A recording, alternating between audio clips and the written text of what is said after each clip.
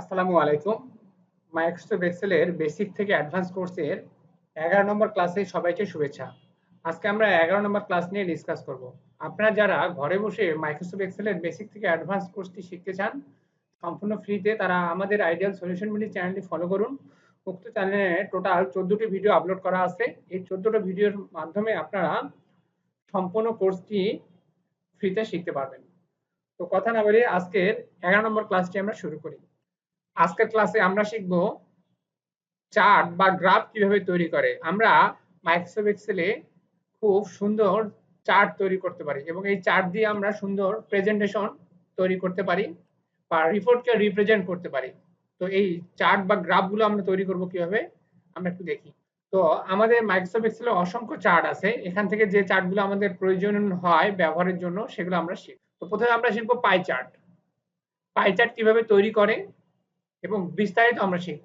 তো pie chart তৈরি করার জন্য আমি এখানে একটা টেবিল নিয়েছি। মূলত আমি পাই চার্টটা যে তৈরি করব কিসের মাধ্যমে তৈরি করব, একটা তো ডেটা লাগবে। সেই ডেটাটা হচ্ছে আমার এখানে লোকেশন আর এখানে আছে কোয়ার্টার, ঠিক আছে। তো আমরা লোকেশন এবং কোয়ার্টার মাধ্যমে আমরা হচ্ছে একটা পাই চার্ট তৈরি করব। তো আমাদেরকে এই টেবিলটাকে নির্বাচন করতে হবে বা সিলেক্ট করতে হবে। সিলেক্ট করার পর ইনসার্ট মেনুতে যেতে হবে। যাওয়ার পর রিকমেন্ডেড চার্টস এখানে যেতে হবে। এখানে আসার পরে দেখবো যে অল চার্ট অপশন আছে। এখানে আমরা দেখবো যে যত প্রকার চার্ট আছে সবগুলো এখানে শো করবে। এখান থেকে আমরা পাই চার্টে ক্লিক করব। ক্লিক করার পর আমরা দেখবো যে পাই চার্টের কিছু ডিজাইন আছে। এখান থেকে আমরা প্রথম ডিজাইনটা নিব। আপনারা অন্য ডিজাইনটাও নিতে পারেন। প্রথম ডিজাইনটা নেওয়ার পরে আমরা জাস্ট ওকেতে ক্লিক করব। তাহলে দেখবো যে আমাদের পাই চার্টটা তৈরি হয়ে গিয়েছে। এখানে আমাদের যে কয়েকটা লোকেশন ছিল প্রত্যেকটা লোকেশনে আলাদা আলাদা কালার দিয়ে শো করছে।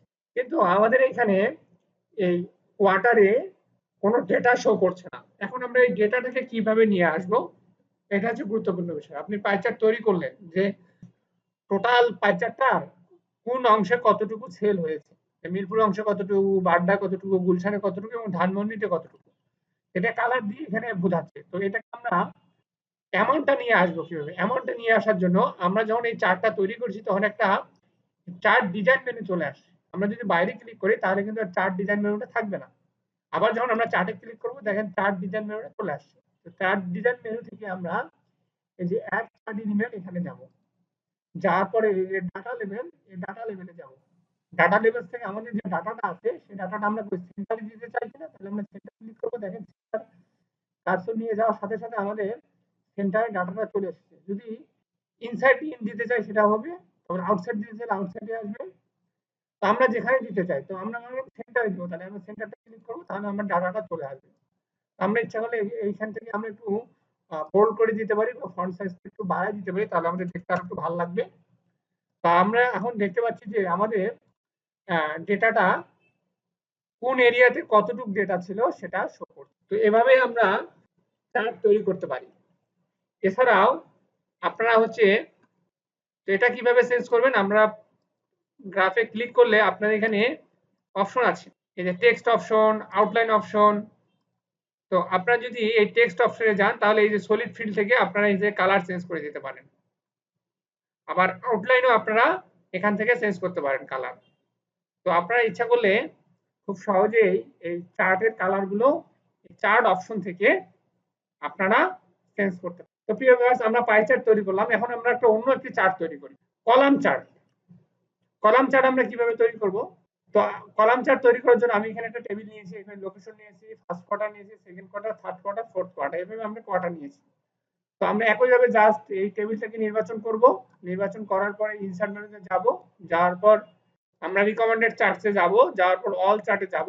যাওয়ার পরে এই যে কলাম চার্ট, এই জায়গাটাতে আমরা ক্লিক করব। ক্লিক করলে দেখবো যে কলামের অনেকগুলো ডিজাইন চলে এসেছে। এখন আমরা যে ডিজাইনটা পছন্দ করি সেই ডিজাইনটা ক্লিক করার পরে আমরা জাস্ট ওকে, তাহলে দেখবো যে আমাদের চার্টটা চলে আসছে।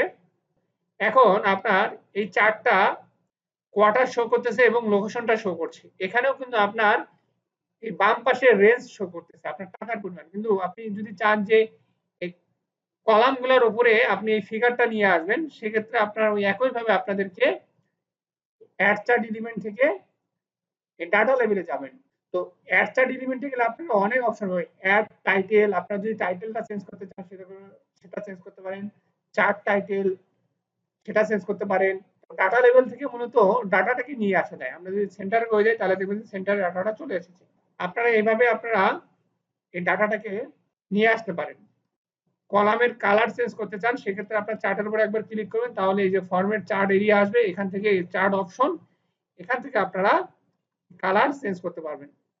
তো প্রিয় ভিউয়ার্স, আপনারা কলাম চার্টটা দেখতে পারলেন। এরপর আমরা আর কি চার্ট শিখতে পারি? আমরা লাইন চার্ট শিখতে পারি।